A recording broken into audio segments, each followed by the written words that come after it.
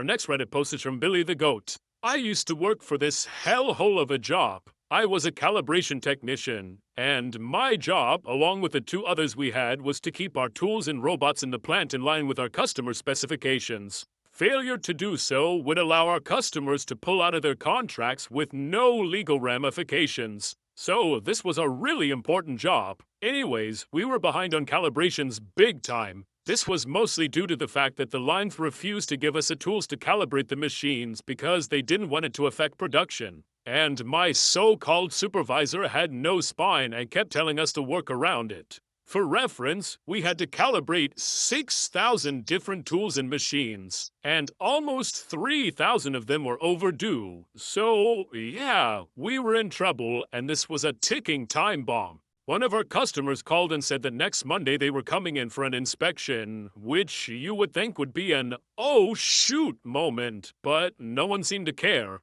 I volunteered to work that weekend so that I could calibrate all the customers' machines and avoid this storm. But my boss told me that he couldn't approve any overtime without a detailed list of what I planned to do.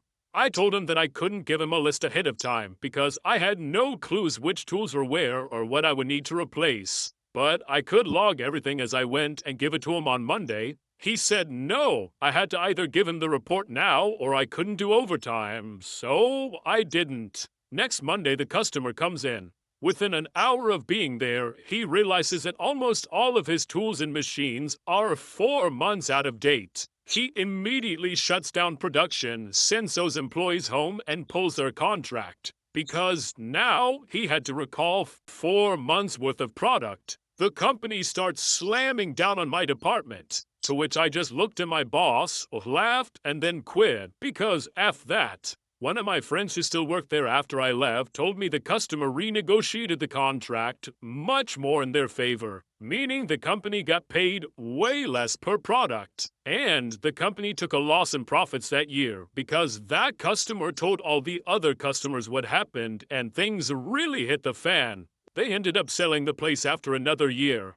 Our next Reddit post is from Big Heckna. This happened years ago. I had just started working as an independent electrician, and one day I received a call from a new customer. He was one of those people who flips homes in lower-income neighborhoods. I'll call him Todd. Todd asked me to meet him in a vacant house that he recently bought to give him an estimate for a full rewiring job. He was 30 minutes late, so I was already unimpressed with him. Upon entering the house, which was right after a rainstorm had passed through, we found an inch of water covering the hardwood floors. There was water pouring out of small holes in the columns on the front porch. Everything was soaked. Instead of showing me around, Todd called his business partner and brother and spent the next 20 minutes cussing him out for not fixing the roof. I'm standing around listening to this man-baby rage on full display. The whole time I'm thinking, there is no way that I'm gonna work for this guy. His fuse was way too short and his anger was out of hand. I gave him a price, which admittedly was the "I don't want to do this job" price, and I didn't hear back from him until months later. Todd called me later that year. He explained that he had found an electrician from 3 states away, and he had paid the electrician with ceramic tiles instead of cash. The problem now? Well, he needed an inspection from the city electrical inspector. I agreed to meet the inspector for him, which I would bill him for. I went back to the house about 20 minutes before the inspector showed up, and I saw numerous issues. When the inspector arrived, we walked through the house together. Every issue I saw, the inspector also saw. He pointed them out, and every time I agreed with him that the work wasn't up to code. The inspector kept looking at me with a puzzled expression. After we did a complete walkthrough, I finally explained to the inspector that I didn't do any of this work, and I was hired to get him to pass the inspection. He asked me if I thought that he should pass the house, and I told him, absolutely not. So I got paid for my time, I got paid to repair all the violations, and I formed a strong relationship with that inspector, who was always lenient with me on all my future jobs. So this reminds me of a lesson that I've learned in life. I heard this phrase from someone else, but in my experience, it completely rings true because I have been burned so many times and I've learned my lesson. And here's the lesson. If you think hiring a professional is expensive, wait until you hire an amateur. And I say this as literally right now, out on my deck, I have people coming to like completely redo my deck because the first people who did the deck, before I bought the house, mind you, did it completely incorrectly. So all the rainwater leaks through the deck and into the wood, and it's causing like mold and rot, so they have to redo the deck so that it doesn't leak. So instead of just doing it correctly the first time, now you've got to pay the professional anyways to do it correctly, but also pay the bad person to do it wrong the first time. No big deal, it's only $20,000 for a new deck, which, of course, if I don't pay, will cause even more damage to my house because of all the water leaking through into the wood. The joys of homeownership. Our next Reddit post is from Dumpster Fire. This happened today. My husband and I have been car shopping because I was in an auto accident at the beginning of summer. Our car was totaled in the accident, and it's been a long process. We finally decided on the automobile that we wanted, got all our paperwork completed, and had our financing all worked out. All we had to do was sign the paperwork and drive away. The dealership is 90 minutes from our house, so we took the kids out of school early and my husband took off work after lunch. We went in to make sure that we were home in time to keep our typical school night schedule going. We get to the dealership at our agreed upon time. We did one more test drive and we were ready to sign everything. Then the game started. All of a sudden, the finance office wasn't ready for us. Then, after an almost 2-hour wait, they were ready. The finance person started by trying to upsell us on all the add-ons that dealers try to sell you. We told her that we didn't want anything extra. We just wanted to look at the numbers, read the paperwork, sign it, and head out. Due to all the waiting, we had a limited amount of time to get this all done and still be able to get home in time for the kids' bedtime routine. So the first thing the finance officer does is pull out a different set of numbers that we were originally given and agreed to. All of a sudden, there's a dealership fee for selling us a car at this time of year. Nearly $1,000 for this nonsense. Then she states that if we don't like this fee, we can leave because they had people begging to buy cars from them. So my husband and I stood up to leave. She then tells us that we can't leave because she's already printed the forms. I laughed at her and told her to go out and get one of those beggars to buy it. So far, the finance person has called twice, and the salesperson has called 4 times. I guess they weren't expecting someone to get that far and then walk away. Man, as an American, it kind of stresses me out that basically every single transaction you make is completely non-haggleable.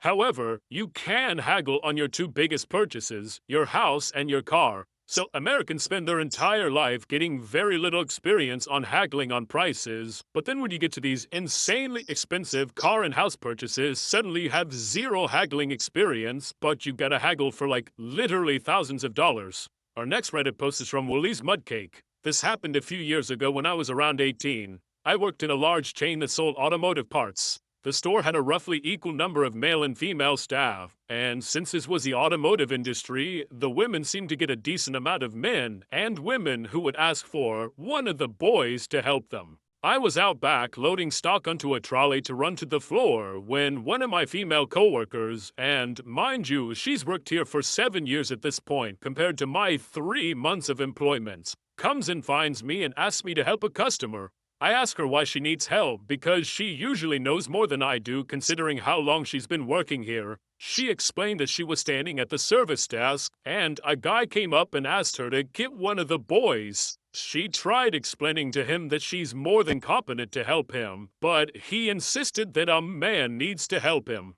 After hearing this, I decide, screw it, I may as well have some fun. I tell her to follow me back to the desk where he was waiting and just let me sort this out. I get to the customer and ask what he needed. He explained what he was after, so I just kinda stare with a puzzled look for a moment. I look at the customer and say, I'm sorry, I actually don't know how to help with that one. And I turn to my coworker and say, actually, she's an expert in that field. She knows more than I do, and I'm sure that she can help you. He looks annoyed and asks for another one of the boys, and on cue, one of my other male coworkers who had overheard the entire conversation walks over. The customer looks at him and asks for the same thing again, to which he replies, oh, actually, she's an expert on that. She's probably the best person to ask that question to, before wandering off again. The customer begrudgingly got her help on the matter and walked out without talking to anyone else in the store. Down in the comments, we had this story from a Gemotron. I used to work tech support for a major computer company about 15 years ago. It was about 50% men and 50% women staffing the phones. I was seated next to a woman who took absolutely zero flack from anyone. She got a call from a customer in his late 50s who kept demanding to speak to a male colleague since it was a tech question, and he wanted to make sure that everyone understood the issue properly. Her reply was, "I'm sorry, none of my male colleagues are available, but if you get your wife on your phone instead, I'm sure that we can solve the problem." That was one of the best laughs that I had at that job. Our next Reddit post is from Turkaram. I used to be a server at a major restaurant chain that you see in every mall in the US, and my particular location just happened to be in one of the wealthier parts of the country. Because of that, a large percentage of the clientele wanted their dishes a certain way. There were some oddball regulars, like this one lady who wanted a Caesar salad with no dressing, but instead, 3 whole lemons to squeeze on the lettuce. But like 99% of the time, they would just ask for rigatoni instead of penne in a dish, or red onion instead of yellow on a burger, or something of that nature. The thing about this chain, though, is that technically, we're supposed to charge them for substitutions like that. So, for instance, if a guest wanted a different kind of dressing on a salad, it might be like a 10-cent charge. Or if they wanted Swiss instead of cheddar on their burger, it would be like 15 cents. As a server, you were supposed to know all the upcharges, but because there were like 26 pages on the menu, it was daunting enough to just memorize what we even had. Well, a mystery solved on this one. There's only one restaurant I've ever been to in my entire life that has a 26-page menu, and that's Cheesecake Factory. Okay, so anyways, obviously, no one ever charged for these things because what's an extra 15 cents on a $200 tab? Especially when you're in the weeds and you're pretty sure the host stand wants you to have a mental breakdown. Not only that, but because rich people tend to be the stingiest mother effers that you'll ever meet, we would never charge them because they would instantly complain if you did. Also, the restaurant's policy was essentially the customer is always right, no matter how wrong they were. We even had regular grifters who would intentionally order the wrong thing and then complain and get an entire free meal every freaking time. So one normal day I'm serving a table, and someone asked for goat cheese in our salad instead of feta, which is supposed to be one of those 10-cent charges. I obviously don't add the upcharge, just like I hadn't for any of the other countless times over the last 3 years. And like 15 minutes later, the new manager, Brad, comes along and pretty much chews me out over it. Keep in mind, this is Brad's second day on the job, and he came over from the other side of the country to replace our beloved former manager who left to manage her own restaurant. The dude hadn't even introduced himself to me, and he comes out of nowhere to yell at me for not doing the upcharge. I explained to him why I didn't, and how it was pretty much a directive from the general manager to not do upcharges, because 99% of the time that would lead to a complaint and a free meal would follow. But Brad just blah blah blah some more and tells me that I have to add the upcharge or I would get written up. So when the next table, a party of 7 people that had a bill of $500, changes literally every dish, I added the upcharges, which totaled like $1 at the most. When I dropped off the check, they freaked out over all the upcharges, even though I told them about the charges when they ordered. So, of course, they demanded to speak to the manager. Instead of getting any of the other managers I worked with for years, I grabbed Brad and made him deal with them. He ended up having to give them the $500 meal for free because he insisted that I charge them $1 extra. But did he learn from this lesson? Nope. So I did this over and over again, to the detriment of my own bank account. Most people still tip me though, which was nice. And I got to watch tables routinely chew Brad out over these stupid charges. This continued for a month or so until he finally relented. And not too long after that, I was suspiciously fired for creating a hostile work environment while I was on vacation. Don't you know, OP? Disagreeing with your manager and making him look like an idiot is the most hostile thing anyone can do in a work environment. You're lucky that he didn't send you to jail, OP. Our next Reddit post is from Ale King. I own an auto detailing business. During the height of the pandemic, I lost maybe 5% of my business because I mostly service high-end cars owned by the semi-wealthy, or better yet, their kids. Anyhow, I have 2 employees. one who's a supervisor and the other who's a trainee. I still work like 90% of the jobs to assist because they're both still in training. I had a new customer a year or so ago who wasn't happy and demanded of me to see the manager. I called over the supervisor, who told the client exactly the same thing that I had told her. The client shrieked, "Why are you just repeating what your employee said?" He said, "Ma'am, that's the owner. He's my boss." She got mad that I passed her off to someone lower than myself. So I just said, "You wanted to see the manager, and he's the one in charge of the trainee when I'm not here, so he's the closest thing to a manager." That ended pretty quickly, lol. That was r/malicious compliance, and if you like this content, check out my podcast where I publish the exact same episodes. Also, hit that subscribe button because I put out new Reddit videos every single day.